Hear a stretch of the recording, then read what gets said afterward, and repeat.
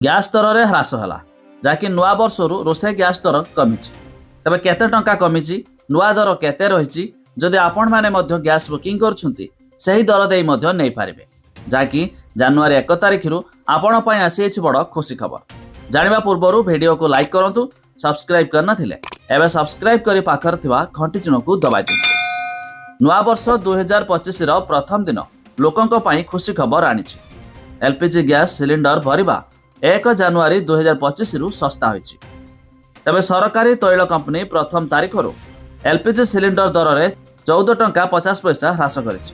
ତେବେ ଯାହାକି ନୂଆ ଦର 1818 ଟଙ୍କା 50 ପଇସାରୁ 1804 ଟଙ୍କାରେ ବିକ୍ରି ହେଉଛି। ତେବେ ଅଏଲ୍ ମାର୍କେଟିଂ କମ୍ପାନୀ ଗୁଡ଼ିକ ପ୍ରତି ମାସର ପ୍ରଥମ ଦିନରେ 19 କିଲୋ ଏଲ୍ପିଜି ସିଲିଣ୍ଡର ଦାମ ସଂଶୋଧନ କରାଯାଇ ନୂଆ ଦର ଘୋଷଣା କରିଥାଏ। ଏଥିସହ ନୂଆ ବର୍ଷରେ ଏହି କମ୍ପାନୀ ଗୁଡ଼ିକ ନିଜ ଉପଭୋକ୍ତାମାନଙ୍କୁ ଆଶ୍ୱସ୍ତି ଦେଇ 19 କିଲୋ ଏଲ୍ପିଜି ସିଲିଣ୍ଡର ଦରରେ ହ୍ରାସ କରିବାକୁ ନିଷ୍ପତ୍ତି ନେଇଥିଲେ। ତେବେ 1 ଜାନୁଆରୀ 2025ରୁ ଏହି ଦର ମଧ୍ୟ ଲାଗୁ ହୋଇଛି। ଏହାଛଡ଼ା ଘରୋଇ ବ୍ୟବହୃତ ହେଉଥିବା 14 କିଲୋଗ୍ରାମ ବିଶିଷ୍ଟ ଗ୍ୟାସ୍ ଦରରେ କୌଣସି ପରିବର୍ତ୍ତନ ହୋଇନାହିଁ।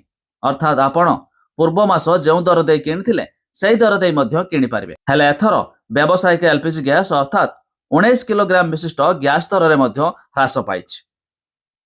ତେବେ 14.5 ଟଙ୍କା ହ୍ରାସ ପାଇ ନୂଆ ଦର 1804 ଟଙ୍କାରେ ପହଞ୍ଚି ଯାଇଛି। ତେବେ ଆପଣମାନେ କେଉଁ ଜିଲ୍ଲାରୁ ଭିଡ଼ିଓ ଦେଖୁଛନ୍ତି ତାହା ନିହାତି କମେଣ୍ଟ କରି ଜଣାଇବେ।